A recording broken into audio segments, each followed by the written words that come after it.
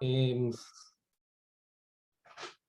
bueno, pues es un gran placer para nosotros estar reunidos una noche más en Diálogos por Ellos, Diálogos en Mercosur, este maravilloso espacio donde nos reunimos a intercambiar ideas, donde nos reunimos a pensar en una América Latina, en una Yayala, a pensar desde diferentes miradas, pero sobre todo a compartir también el corazón.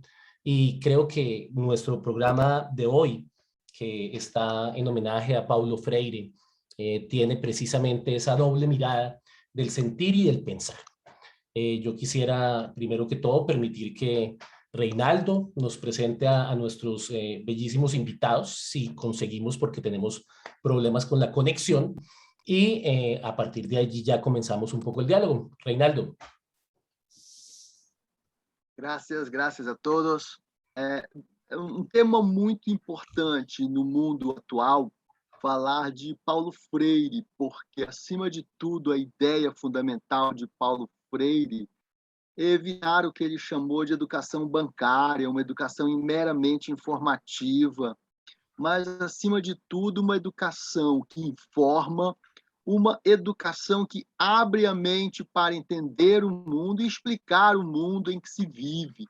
A ideia fundamental de Paulo Freire é formar cidadãos e cidadãs, mas não esse cidadão neoliberal que tanto é dito hoje, um cidadão que participa, ele não é apenas participado das questões mais amplas e políticas do mundo em que ele vive, ele é participativo, ou seja, ele é tanto sujeito sujeitante, mas ele também é um sujeito sujeitado. Essa dialética do sujeito ela é fundamental em Paulo Freire, porque o Paulo Freire também, ao alfabetizar a ideia fundamental, parte do mundo vivido, percebido e concebido pelas pessoas. Então, ele inclui um etnoconhecimento, ele inclui uma etnociência, ele inclui o viver do mundo imediato da pessoa. Mas isso tudo politizando a pessoa para entender seus movimentos, entender o mundo em que ela vive, não apenas um conjunto de sílabas ou de fonemas desconectados de sua vida social. Por isso, discutir Paulo Freire, no momento, poderia-se até certo ponto pensar que não precisávamos de Paulo Freire, mas os avanços da direita, o avanço do conservadorismo, o avanço de políticas que fortalecem as questões de seletividade e segregação, reforçam mais ainda a importância de Paulo Freire para nós, porque nós somos também parte desse mundo. Nós somos parte do mundo porque somos professores, somos educadores. Uma coisa, o mundo muda. Falar em educação no Chile, na Bolívia, no Uruguai, em qualquer outro lugar, ela tem a sua concepção fundamental, uma concepção que ganha o conjunto latino-americano, estarmos regionalizados em contextos históricos muito similares, mas a peculiaridade, a força do lugar, a força do cidadão, a força da pessoa vivente, envolve muito as necessidades cada vez fundamentais de entendermos Paulo Freire, não só na sua perspectiva, mas também numa perspectiva de um mundo ligado por internet, por redes e conexões. Então, é um pouquinho do que eu posso falar para vocês.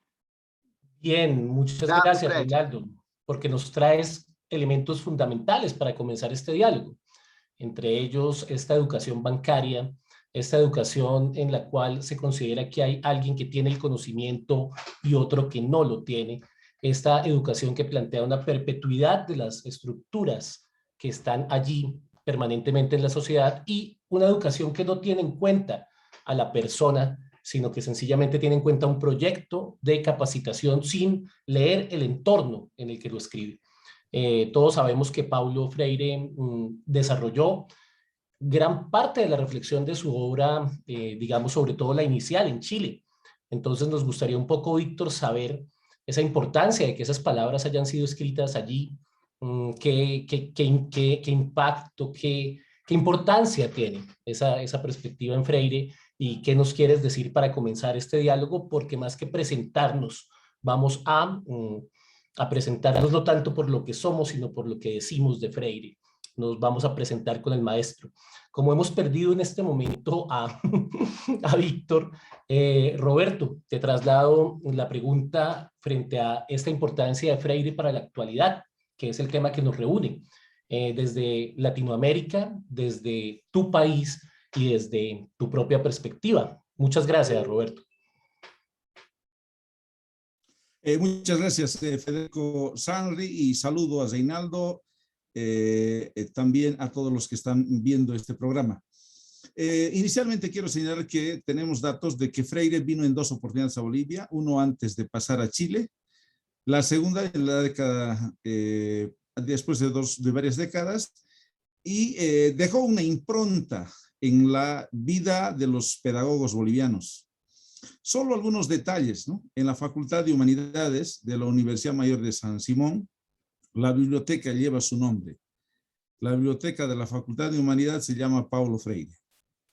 Por decir un dato, en Bolivia hay un investigador que escribió un libro sobre Paulo Freire, se llama Iván Tabel. Una obra, es el único boliviano que ha escrito un libro entero para Paulo Freire. Después de varias décadas aparecemos nosotros y hemos publicado primero una revista, y el día 19 hicimos un evento y hemos publicado un libro con ponencias, artículos, ensayos sobre Paulo Freire. Pero vayamos a los aportes más importantes de Paulo Freire. Primero, la pedagogía del oprimido es una obra que revoluciona la pedagogía. ¿Por qué revoluciona? Porque rompe el paradigma de la educación clásica, de la educación tradicional, de la educación mecanicista, que establece que la autoridad es el docente y el estudiante es un ser pasivo que debes recibir y debes de producir ideas en el examen, ¿no?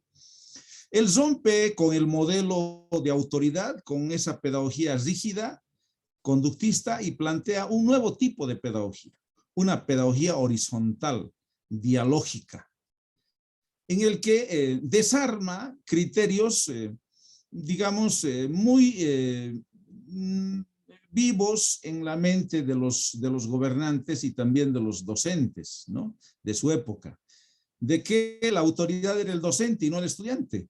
Y él tiene una frase muy interesante, ¿no? Nadie educa a nadie. Todos nos educamos mediatizados por el mundo, ¿no?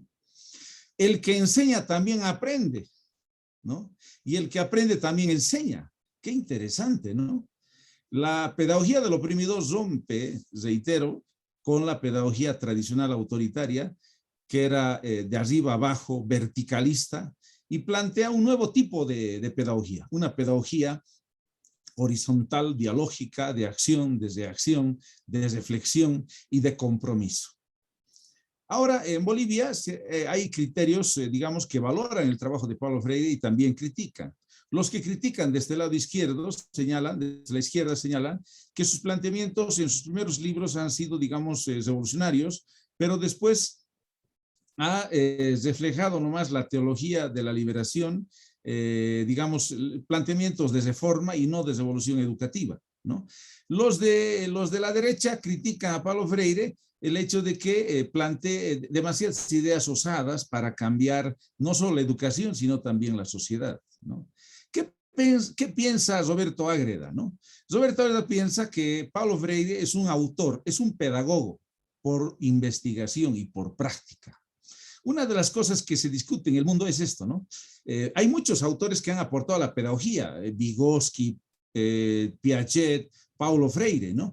Y estas personalidades han estudiado otras cosas, ¿no? Piaget, doctor en ciencias naturales, en biología; Vygotsky ha estudiado derecho, filosofía e historia; y Paulo Freire estudió derecho, era abogado como yo, pero también soy pedagogo, ¿no? Era abogado, pero ¿qué ha hecho en su vida, no?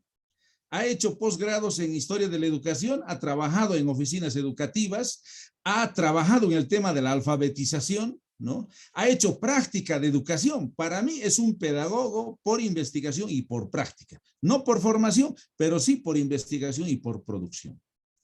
Paulo Freire es una de las personalidades admirables, ¿no? Tiene las cualidades de los genios. Los genios no siempre merecen estar en un lado o en otro, ¿no? Lo importante es sus aportes. Y Paulo Freire sigue siendo una beta de nuevos descubrimientos. Ahora mismo, en la educación, digamos, que se está digitalizando, Paulo Freire es también una respuesta, ¿no?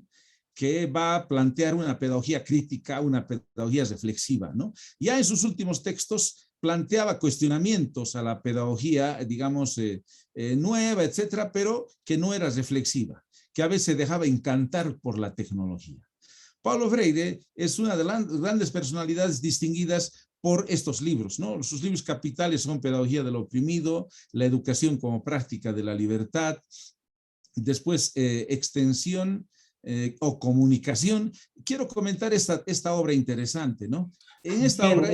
Roberto, ¿la comentas Sí, ahorita para que pasemos a Chile y vamos ya, dando la palabra? Porque estoy muy interesado en el grado ya. de profundidad que nos puedes dar. Entonces, dosifiquémoslo para que ahora entremos de lleno Muy en bien. esa obra que Ahí quieres paro. tratar. Te lo agradezco. Ya, Eh, ahí paro para dar lugar a Víctor. Claro que sí. Adelante. Listo. Víctor, veíamos cómo nos hace un excelente recuento, Roberto, me quito el sombrero, de Paulo Freire y sobre todo de la importancia capital que tienen sus obras. Me gustaría un poco que pensemos en esa primera reflexión, ¿no? Porque precisamente Paulo Freire no separa la acción de la reflexión, sino que las encuentra unidas, son un solo cuerpo. Uno no reflexiona sin acción. Si uno no actúa después de reflexionar, no reflexionó. Ese primer momento de reflexión que obtiene Freire en Chile, donde comienza a escribir esas primeras obras que finalmente van a traer luces y viajes alrededor del mundo. Ese primer momento de Freire, me gustaría que tú desde Chile nos cuentes un poco y reiterando la pregunta para Roberto, ese Freire en Chile, ¿se vive, no se vive? ¿Cómo es Freire en Chile y cómo es Freire en Víctor? Adrián Díaz. Bueno, muy buenas noches, muchas gracias por el espacio. Agradezco compartir con Federico, con Roberto, con Reinaldo, con Carlos Tulio, que también nos invita al programa. Es un tema apasionante hoy, ¿no? Paulo Freire como modelo de una pedagogía libertaria en América Latina. Y lo que tú me preguntas, Federico, bueno, podríamos estar horas hablando del tema. Yo quisiera resumirlo y agradezco también las reseñas de Roberto en relación a las obras fundamentales de Freire, ¿no? En Chile sabemos que él, exiliado, logra generar el pensamiento que sistematiza la obra, como muy bien tú dices. Él llega a encontrarse ya con los campesinos, a hablar de tú a tú, a sentarse, a escucharlos, ¿no? Porque él manejaba un concepto que era la prealimentación. Él decía, sentarse a hablar con la gente, ¿no? A escucharlos, escuchar qué es lo que nos dicen, escuchar sus historias, escuchar sus sueños, escuchar todo lo que la otra persona nos tiene para decir. Es equivalente a lo que un educador hace en un aula. En el aula justamente lo que se construyen conocimientos, aprendizajes, ¿no? Por eso se le llama procesos de enseñanza y aprendizaje, porque justamente Paulo Freire decía que no era solamente vertir un conocimiento unidireccionalmente, no es solamente el proceso de enseñanza, sino que la construcción de aprendizaje con un otro que está legitimado. ¿Sí? Entonces, en ese mismo sentido, el encuentro como educador en el aula no existen paredes para un aula, porque él decía que la educación no es solamente dentro de 4 paredes. Es más, su experiencia en la alfabetización con alumnos, y reitero, con el encuentro con campesinos, enseñaba justamente que el aula no era solamente 4 paredes. Eso nos lleva también a cambios en el orden que él proponía, que tiene que ver con lo político, y ese concepto de la transformación social y política y crítica, justamente, ¿no? Entonces tenemos que ser lo que tú decías al principio, o lo que decía Reinaldo, Paulo Freire se centra en la formación de los ciudadanos. Entonces esto es algo transversal. Esto es algo que atraviesa todas las disciplinas, porque todos somos ciudadanos. Entonces, de alguna manera nos interpela construir pensamiento crítico y aparte histórico. Esa es otra dimensión que él nos entrega. Él dice, no podemos descuidarnos, no podemos salir de abstraernos en la teoría sin las experiencias, como tú mencionaste recién, y justamente la experiencia tiene que ver con el sentido histórico de la persona. Entonces, si tenemos conciencia, si tenemos memoria de la transformación política, social, tenemos que tener una conciencia de la historia. Entonces, eso, bueno, las obras poco a poco empiezan a dar, a hilarse unas con otras, y tiene que ver también con el pensamiento cíclico que nos enseñan las culturas originarias, ¿no? Que todo va girando, ¿no? Todo es un ciclo, todo vuelve al mismo lugar. Entonces, cuando uno se adentra a las obras de Freire, no sé, Educación como práctica de la libertad del año 67, ¿no? Uno empieza a leer y llega Pedagogía del oprimido del año 68, pero hay mismas ideas que se van reflotando, que van como cobrando sentido, cobrando más fuerza. Lo que comentaba recién Carlos, extensión o comunicación, la concientización en medio rural en el año 71. Entonces uno va viendo la evolución de las ideas y cómo unas se van retroalimentando. Después, no solamente critiquemos, busquemos la pedagogía de la esperanza en el año 92. Después, reflexión profunda, pedagogía de la indignación. Y acuérdense que estamos en un periodo crítico de Latinoamérica, en los años fines de los 60, principios de los 70, prácticamente todas las dictaduras concentradas en esos años. Entonces, no podemos descontextualizar a Freire diciendo qué haría hoy si aparece acá, haría lo mismo, escribiría lo mismo. Yo estoy seguro que no, que si bien promovería la misma esencia, como la que nos refería Roberto, la misma esencia, ese conocimiento transversal para todos, pero las obras naturalmente serían otras, porque hay una realidad histórica concreta en Latinoamérica pujante. No olvidemos que en Chile en ese año los Chicago Boys se van instalando y es la cuna del neoliberalismo en América Latina. Por lo tanto, Paulo Freire, junto a una cantidad de seguidores, se suman a la lucha en contra de ese neoliberalismo imperante a nivel global, prácticamente, ¿no? Yo, para contestar a tu segunda pregunta, empecé en el año 94 viajando a Brasil con una beca de comunicación, y allá tuve la oportunidad de conocer a algunos jesuitas que eran teólogos de la liberación y que me transmitieron que Mario Kaplún existía, y yo no sabía, era uruguayo Mario Kaplún, y ahí conocí a Mario Kaplún. A través de Mario Kaplún, el comunicador popular, conocí a Paulo Freire. Entonces, yo puedo hablar muchísimo de comunicación popular y es de lo que he escrito siempre, pero obviamente Mario es un seguidor fehaciente de Paulo. De hecho, él toma el ejemplo, y con esto voy a terminar mi intervención, que me parece muy gráfico, del año 85, cuando Mario Kaplún saca el comunicador popular en Montevideo. Él cita al esquema, a los tres modelos del educador popular. Primero, el modelo de educación bancaria de Freire, que es el modelo de los contenidos, donde el estudiante es un mero recipiente, imagínense un diseño así como una cantidad de libros que le quieren imponer al estudiante que está arrinconado en un sitio allá chiquitito, y lo aplasta, y el profesor está allá arriba. Segundo, el modelo que hace énfasis en los efectos. Es clásica el esquema del conductismo, ¿no? Estímulo-respuesta, lo que se busca es un producto, se busca una nota, se busca resultados, es la sociedad en la que estamos inmersos. Ese modelo claramente definido, y después vendría el modelo de los procesos, donde Paulo Freire y el mismo Mario Kaplún dice, hay que partir de la prealimentación, que es la escucha al otro, ¿no? Acción, partir de la acción. La educación popular, si no es experiencia, no existe, no sirve. Hablemos de experiencias, no de teoría. Partir de la acción, las historias, los sueños, los intereses de los alumnos o estudiantes. Después, reflexión. reflexionemos todos juntos y después acción nuevamente a crítica sociopolítica, compartir los contenidos, compartir las reflexiones, etc. Esos tres modelos, el contenido, el proceso, el efecto, que son los negativos de la educación bancaria, y el modelo con énfasis en los procesos, que son los que postula Paulo Freire en la educación popular.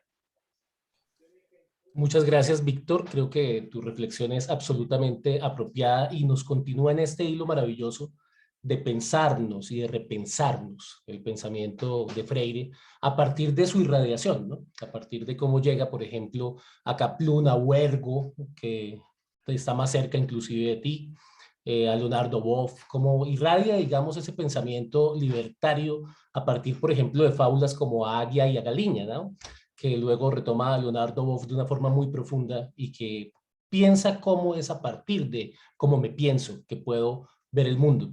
Reinaldo tuvo la oportunidad de estar cerca de Freire. Entonces creo que necesitamos que esa experiencia de Freire no solo a través de su obra, sino Freire a través de Freire también tenga espacio hoy. Así que, Reinaldo, ¿cómo era Freire a través de Freire? ¿Cómo fue Freire con Freire? No solo a través de su obra, sino a través dele mesmo, de todo esse ser maravilhoso, não? Essa barba, esse olhar tranquilo, como foi essa experiência para que a gente entender também, não? Essa consolidação entre o imaginário que a gente tem do Paulo Freire e o que o Paulo Freire era e que você teve o privilégio de conhecer. Eu acho muito importante para a palestra conhecer de primeira mão essa perspectiva, mesmo falando como as outras coisas que Roberto e Victor falaram já.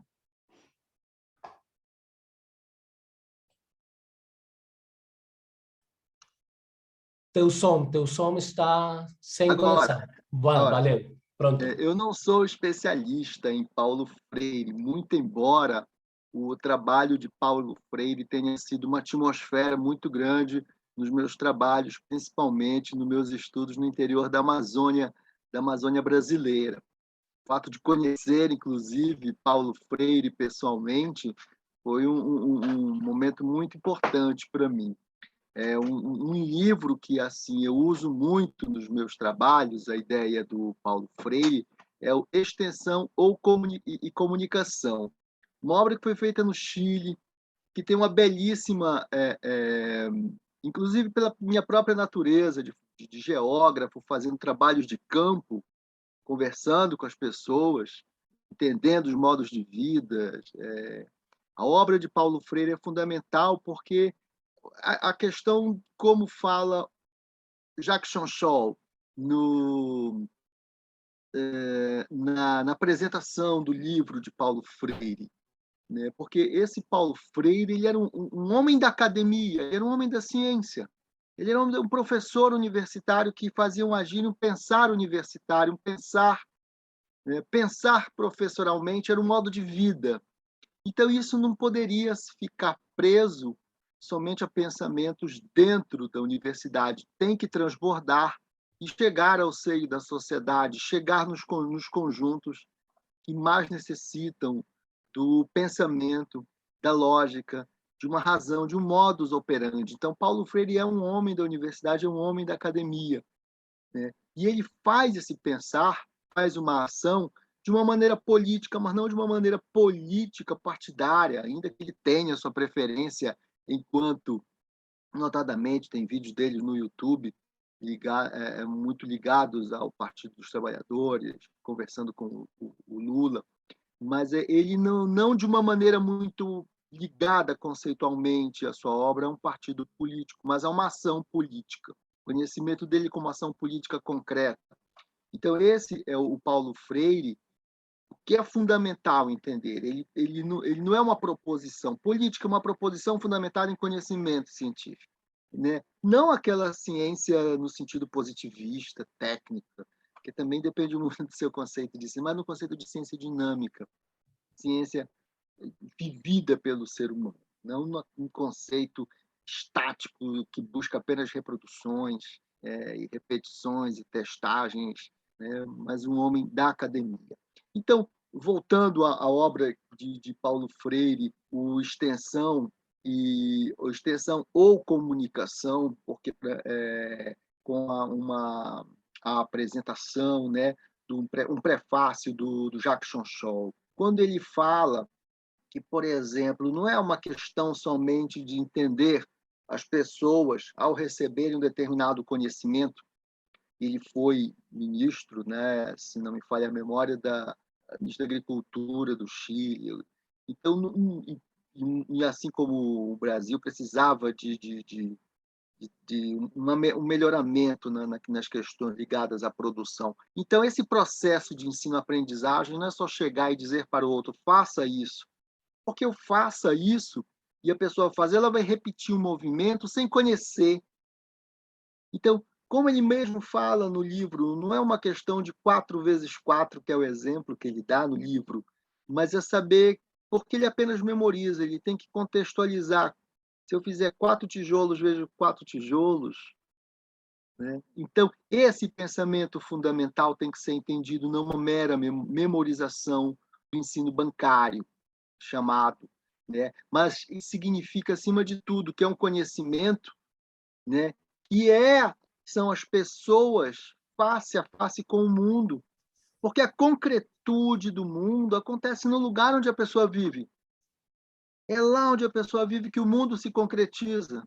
É ali no mundo que ela vive que se concretiza as desigualdades sociais, o aparato de marketing do consumismo, a exclusão social, os problemas ambientais, múltiplas empresas que atuam de uma maneira, o corporativismo que desumaniza, que destrói ambientes, que forma pobreza e riqueza. Então, se concretiza no lugar e é face ao mundo que esse cidadão ele não pode ser visto como uma pessoa que nasceu no lugar errado do mundo, que nasceu com a cor errada do mundo, que nasceu com a opção sexual errada do mundo. Não é isso. Porque você apenas mostra uma coisa. E Paulo Freire diz, não. Você tem que dar fundamentação ao entendimento do mundo que a pessoa vive a partir do olhar do local que ela vive, que existe um vocabulário próprio, palavras próprias, construídas historicamente, culturalmente próprias, que designam um interpretar do mundo. E, nesse sentido, um exemplo muito simples disso é que, quando os portugueses chegam ao Brasil, eles encontram os lugares com denominações indígenas. E essas denominações indígenas explicavam a natureza do lugar. Lugar das tartarugas, lugar das palmeiras. Os portugueses tiram tudo isso e dão nome de santos. São João, São Patrício, acaba com o conhecimento local. Então, esse é um movimento construído historicamente de mudar os nomes, alterar a lógica interpretativa do conteúdo das paisagens, e o conteúdo da paisagem, muitas vezes, na maior parte das vezes, ele é social, ele é de um grupo indígena, de um grupo de pessoas de origem campesinas. E esse mundo não pode simplesmente usar um vocabulário alheio à sua realidade, distante da sua realidade, porque ele vai faltar a interpretação equivocada do mundo. Então, esse vocabulário ele é muito preciso e ele extrapola, ele aumenta em escala quando nós, pesquisadores, nos deparamos com o altíssimo poder. Eu lembro que eu estava num congresso uma vez na Espanha, em Madrid, e o pró-reitor falou dos problemas da anglo-saxonização da ciência, porque tem as famosas palavras-chave que elas refletem o lugar, a peculiaridade, a problemática do lugar, e que muitas vezes não há uma tradução no inglês. Então, você tem que prender uma palavra-chave, uma categoria de análise, é um termo que não tem tradução ou aproximação. Isso é uma postura que Paulo Freire não concordava, provavelmente. Nada contra o idioma de Shakespeare. Não vou aprender línguas inglesas. Não, nada disso. Tem que aprender, sim. Tem que aprender, dominar a língua como se dizia, né? A língua do império, temos que conhecer, dominá-la para aumentar nossa capacidade argumentativa, mas não ser submisso a ela. Então, a própria designação de palavra-chave talvez falta um pouco para a ciência aqui no Brasil, uma postura política de ser Paulo Freire, porque como explicar que o cidadão, a cidadania que se quer não é a cidadania neoliberal imperante? Como falar que etnoconhecimento é fundamental para as populações indígenas e campesinas do interior do Brasil profundo, e certamente isso se amplia para os países da América Latina. Então, Paulo Freire, acima de tudo, uma metodologia, um pensamento, uma lógica que se moderniza com as necessidades imperantes ante os processos de segregação social. Então, eu paro aqui, já até passei um pouco do tempo, eu peço desculpas, né? Mas a dinâmica de Paulo Freire é imensa ainda, é imensa e de múltiplas oportunidades, tanto que já é utilizado nos Estados Unidos e em alguns países da Europa, com diferentes formatos. No te pasaste en lo absoluto. Sé que el tiempo no nos permite profundizar adecuadamente, pero creo que tocaste unos temas sobre los que quiero que continuemos hablando. Y ese último me pareció fundamental. Es decir, no solo pasó en Brasil. Cuando Colón llega a América, lo primero que hace es volver a nombrar. Recuerden que Cristóbal Colón se llamaba Christopher Columbus y digamos que cuando se lo cambia a Cristóbal Colón, indica el que trae a Cristo. Cristóbal, el que trae a Cristo, el que lleva a Cristo, y Colón, el que puebla de nuevo, pero en realidad es el que nombra de nuevo. El que vuelve a decir lo que ya estaba dicho, desvalorizando lo que dijo el otro. La construcción del otro, entonces, cuando llega la conquista para toda la tierra de Abya o América, tiene que ver con precisamente negar la posibilidad de que el otro piense. Yo veo en Freire la posibilidad de volver a pensar. Es decir, casi que un permiso para volver a pensar que la forma en la que vivo y el mundo que ya tengo adentro antes de llegar a la escuela es un mundo que puede dialogar con la escuela y no un mundo que debe ser reemplazado por el conocimiento de la escuela. En esa perspectiva, quiero leer algo que Paulo Freire escribe sobre la escuela para volver a darle la palabra a Roberto, que nos va a profundizar en la obra que te dejé ahorita ahí para que en este momento la podamos ver, y donde Paulo Freire dice: escuela es el lugar donde se hacen amigos. No se trata solamente de predios, aulas, cuadros, programas, horarios, conciertos. La escuela es sobre todo gente que trabaja, que estudia, que se alegra, se conoce y se estima. Un director es gente, un coordinador es gente, un profesor es gente, cada funcionario es gente. Y la escuela será cada día mejor en la medida en que cada uno se comporte como amigo y como hermano. No es una isla rodeada de gente por todos lados. No es convivir como personas y después descubrir que con nadie hice amistad. Nada de ser como un ladrillo que forma la pared, indiferente, frío, solo. Lo importante en la escuela no es solo estudiar, no es solo trabajar, es también crear vínculos de amistad, crear ambientes de camaradería, convivir, amarrarse en ella, amarse en ella. Ahora es lógico, en una escuela así será fácil estudiar, trabajar, crecer amigos, educarse, ser feliz. ¿Qué tanto, Roberto, hemos logrado crear escuelas así en nuestra América? Y me gustaría ahora sí, con toda la licencia, que profundice sobre el libro que nos querías tratar y también puedes dialogar con lo que se ha dicho aquí por nuestros otros palestrantes. Sí, yo creo que un encuentro como este es naturalmente excepcional, maravilloso, pero que podría, digamos, pensarse para otra oportunidad en el que cada uno pueda hacer un ensayo, un artículo científico y exponer eso, ¿no? Para que sea más rico. Lo ideal es que sea en base a una obra, ¿no? O algunas obras de Paulo Freire y que se lo cite, porque a veces terminamos hablando lo que nosotros pensamos y nos olvidamos de Freire, ¿no? Decimos lo que pensamos nosotros. Lo que quería contarles hace rato en el tema de la obra Extensión y Comunicación y también en la obra Pedagogía de la Esperanza, cuenta una cosa que llama la atención. En Chile, justamente, está andando con campesinos y a los campesinos les dice conversaremos, ¿no? A lo que los campesinos les responden un poco acomplejados, ¿no? Le dice: usted es doctor, ¿no? Nosotros, ¿qué vamos a conversar con usted? Usted sabe todo, nosotros no sabemos nada. Y él en forma creativa dice: ustedes saben 10 cosas que yo no sé. Yo sé 10 cosas que ustedes no saben, ¿no? Por ejemplo, dice: ustedes miran el cielo y saben si va a llover o no, ¿no? Miran a las personas al rostro y saben si es buena o es mala. Y yo no sé. ¿no? Entonces, la necesidad de la comunicación surge en comprender que cada ser humano es capaz de dar y recibir, es capaz de enseñar y aprender, ¿no? Ahora tengo aquí la obra famosa, ¿no? Pedagogía del oprimido. Es una edición del 2014, es una nueva edición del siglo XXI. En la página 84 dice, ¿qué es la educación liberadora? ¿No?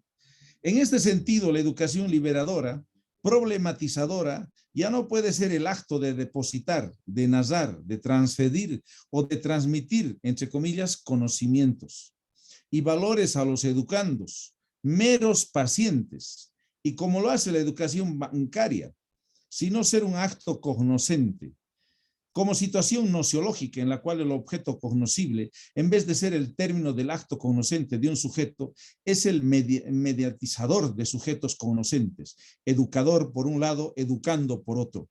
La educación problematizadora antepone, desde luego, la exigencia de la superación de la contradicción de educador-educando. Está hablando de una educación dialogada, horizontal, ¿no? Algo más voy a citar, algo cortito. De este modo, en la página siguiente, 85, dice, de este modo, el educador ya no es solo el que educa, sino aquel que en tanto educa es educado a través del diálogo con el educando, quien al ser educado también educa. Ideas llevadas, ¿no?, a la educación. Yo recuerdo la tesis sobre Feuerbach de Marx, ¿no? Y él habla, cuando Marx habla de que el educando es también educado, pareciera que aquí hay una aplicación, una transferencia de Paulo Freire, ¿no? El que educa también es educado, ¿no? Dentro de un contexto histórico, social, contemporáneo. Adelante, nada más, solo para no abarcar mucho tiempo. Claro. Me parece muy clave lo que dice Roberto en dos aspectos. Primero, si bien estamos aquí para hablar de Freire, siguiendo a Freire también estamos para hablar de lo que pensamos de Freire. Entonces creo que también tiene esa validez de no solo lo que dijo, sino precisamente cómo cogemos lo que dijo y lo movemos hacia adelante, como también hace Roberto pensándolo allí. Me gustaría seguir esa línea que acaba de proponer Roberto, esa línea del educador que permite ser enseñado. Víctor, ¿tú la ves? ¿Crees que es posible? ¿Se ha creado? ¿Crees que necesitamos volver a mirar a Freire como lo plantea Roberto? Porque yo he visto en las universidades que seguimos con un modelo de educación muy bancaria y creo que esa apertura, esa humildad y esa posibilidad de crear en conjunto está todavía lejos. No sé tú cómo la ves. Y también la dejo abierta para toda la mesa porque quisiera también ver la opinión de Roberto y Reinaldo. Justamente García Canclini, al final de los años 90, publicó un libro que se llamaba La cultura popular en el capitalismo. Y hay una frase muy clave justamente a propósito de esta pregunta. Perdimos en la batalla del lenguaje, ¿no? Los estadounidenses le dieron un significado a la cultura popular de manera tal que hoy cuando escuchamos la palabra cultura popular la identificamos con fenómeno masivo, un fenómeno popular como que el pueblo lo conoce, y descuidamos a la parte popular efectivamente, que es compartir con otros, que es el concepto de popular asociado a lo que es comunidad, comunitario. Y de ahí, en realidad, viene el origen de la palabra comunicación, compartir algo con alguien. Cuando Roberto decía la comunicación horizontal, es lo que propone justamente Freire, una comunicación horizontal donde el otro está legitimado como un otro y el otro es igual a mí, si yo soy docente y el otro es estudiante, somos dos personas en realidad y que ejercemos una profesión o ejercemos un rol o ejercemos una función, pero en definitiva los dos aprendemos mutuamente y se establece en un diálogo de iguales, ¿no? Y hacia allá vamos.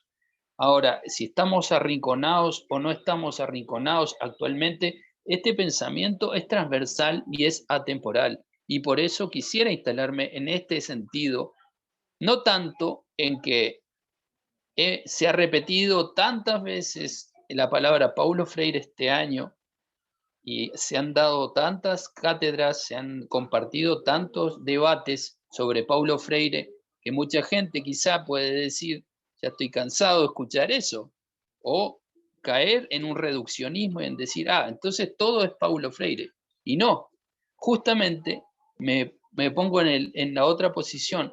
¿Por qué? Porque la obra que él ha creado es transversal y atemporal, porque lo hace desde un pensamiento profundamente humano. Entonces somos seres humanos y el tiempo pasa y cobra vigencia justamente que reivindicar el derecho que tiene una persona a no ser excluida, oprimida, discriminada, rechazada, solo por estar en desventaja económica o por tener otra posición o estatus social, o por no tener formación, o por no vivir en el lugar de los privilegiados. Era un revolucionario. Y no se trata aquí de idealizar o de generar una apología de Paulo Freire. Estamos rescatando un pensamiento rico, profundo, que el opresor, que el sistema hegemónico, lo trata de hundir, lo trata de invisibilizar.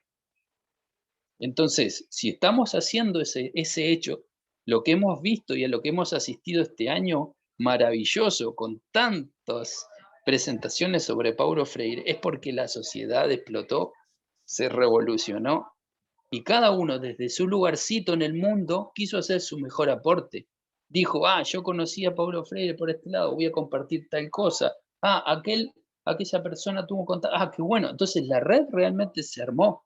Se generó esa comunicación horizontal entre los de abajo, ¿no? Horizontalizada, ¿no? Entre los de abajo. Se generó comunión.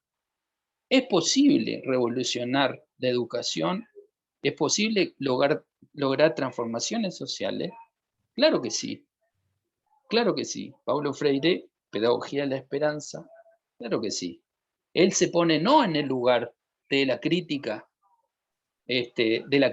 criticona, sino de la crítica constructiva, de la crítica propositiva. Y quiero cerrar diciendo, citando como nos invitó Roberto, ¿no?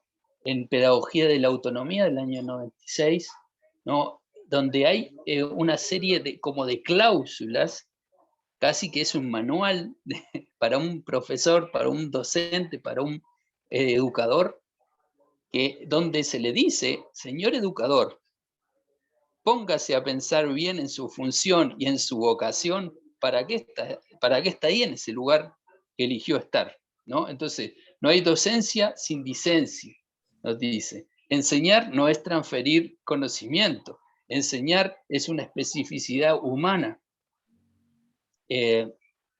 Solamente son palabras muy simples, pero que a la hora de leerlas, de una manera, uno que es profesor también, que es educador, se emociona, lo va como llenando nuevamente, ¿no? Se va como retroalimentando, va pensando críticamente.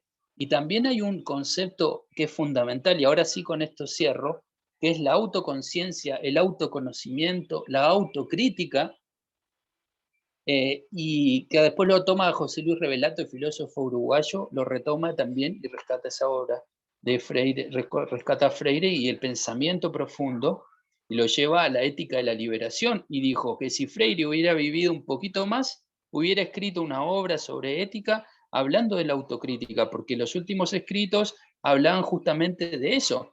Señores, señoras, no lleven la bandera de educación popular eternamente. Siéntense a pensar, a reflexionar si las prácticas que están haciendo están bien hechas. Tenemos que ser críticos, ser autocríticos, ser capaces de cuestionarnos, de mirarnos a nosotros mismos y ver si realmente lo que estamos haciendo lo estamos haciendo bien, o quizás podemos hacerlo de otra manera, o quizás no nos estamos escuchando, o quizás estamos hablando mucho y no le damos opción al silencio, al arte, ¿no? Entonces, en fin, hay muchísimo para hablar del tema. Capturar silencio. Muchas gracias, Víctor, para poder pensar la palabra. Se vuelve importante. siguiendo la propuesta que nos hace Roberto, te pongo un texto sobre uma entrevista que Freire dice, Reinaldo. Ninguém nega o valor da educação e que bom professor é imprescindível, mas, ainda que desejem bons professores para seus filhos, poucos pais desejam que seus filhos sejam professores. Isso nos mostra o reconhecimento que o trabalho de educar é duro, difícil e necessário, mas que permitimos que esses profissionais continuem sendo desvalorizados. A data é convite para que todos, pais, alunos, sociedade, repensemos nossos papéis e nossas atitudes, pois com elas demonstramos o compromisso com a educação que queremos. Qual é a educação que queremos? Qual é a educação que temos? Qual é a educação que podemos imaginar a partir de aí, Reinaldo? A pluralidade da sociedade e a realidade dura faz com que grupos dominantes não valorizem, em alguns setores, a educação. É óbvio que eles querem que grupos dominantes querem bons professores para seus filhos, querem bons professores universitários para seus filhos, mas para outros setores da sociedade que têm que continuar naquilo que o próprio Paulo Freire falou, né, da cultura do silêncio. As pessoas não têm que falar, elas têm que ser apenas informadas. Não tem que ficar no que ele criticava, a ideia da cultura do silêncio, uma imposição pela cultura do silêncio. As classes desfavorecidas não falam, elas são apenas informadas. É aquela história, a pessoa não sabe assinar o próprio nome, ela desenha, hace um dibujo desse nome, não sabe, não tem alfabetização. Então, isso mostra a desigualdade, inclusive existente na profissão dos professores. Alguns professores ligados a alguns circuitos da sociedade têm um tipo de valorização que outros não têm. E só que esses outros fazem parte da maior parte da sociedade brasileira e latino-americana, que são as classes mais pobres e oprimidas. Outra coisa fundamental é que esse professor também ele não é valorizado em salário nem em condições de trabalho. Eu estive em algumas escolas aqui no interior da Amazônia, por exemplo, que ela só tem o teto, não tem paredes. Os alunos ficam ali sentados ao chão, e o professor fala, algumas não têm a lousa, o quadro. Então, eu vejo como se pode pensar a ideia de fundamentar uma educação. E vejam só, mas, por outro lado, a escola, ainda que nos ambientes mais pobres, ela congrega, ela une, ela atualiza os alunos nos temas. Ela também é foco de problemas ligados à criminalidade, ao tráfico, porque ela não tem o apoio necessário, mas ela também congrega pessoas, e ao congregar pessoas, congrega necessidades. A escola vira um ambiente dinâmico, no mais interior dos interiores. Então, a escola também ela potencializa conhecimentos. Alguns alunos já chegaram a dizer, professor, eu vim do interior de uma escola ruim e aquilo sempre me deu vontade de superar. É impressionante quando, de vez em quando, aparece nas reportagens alunos que andam quilômetros, passam por caminhos extremamente sem infraestrutura nenhuma para chegar à escola, porque querem aprender a ler, querem aprender a escrever. E alguns alunos dizem assim, como é que eu posso aprender a mexer num computador, trabalhar em um computador, se eu não sei ler? Então, novas necessidades, novos instrumentos técnicos na sociedade, novos argumentos para valorizar a educação. E esses professores não são valorizados. Mas olha só, muitas escolas brasileiras elas ganham força porque é nelas também que as pessoas encontram a alimentação do dia a dia, porque tem a famosa merenda escolar. E isso alimenta o aluno, então tira um certo peso da alimentação da casa das pessoas e a escola fornece isso. Então, a necessidade de aprender, a modernidade de Paulo Freire está nesse sentido democrático, nesse sentido de que o conhecimento transforma. A instrumentalização técnica ela é apenas parte, não é um fim em si mesma. a questão democrática, a função libertária que o conhecimento possibilita, ela possibilita, faz e reproduz relações sociais de produção da burguesia, usando os termos, né, alguns chavões clássicos, mas ela também tem que fundamentar nesse mesmo sentido das classes oprimidas. Não à toa, um dos livros, segundo uma pesquisa da Universidade de Londres, um dos livros mais citados no mundo é Pedagogia do Oprimido. É daquele que recebe toda a segregação, toda a exclusão, toda a riqueza que ele produz e que dele é tirada, porque eles produzem muita riqueza, só que não territorializam riqueza. Há uma transferência do trabalho, uma apropriação dos recursos do trabalho alheio. Então, esse oprimido em sentido amplo, em sentido lato, é o que o Paulo Freire identifica. Porque as pessoas são obrigadas a naturalizar uma questão que não é natural, que é a desigualdade social, que é a formação de pobreza. Então, Paulo Freire era extremamente incomodado com a formação de pobreza. E ele via na escola um instrumento para a superação da saída da pobreza. E ela, de fato, o é, até hoje. Então, o pensamento de Paulo Freire, no cotidiano da América Latina, ele é vivíssimo. Vivíssimo. Porque há as condições de desigualdade, aí estão.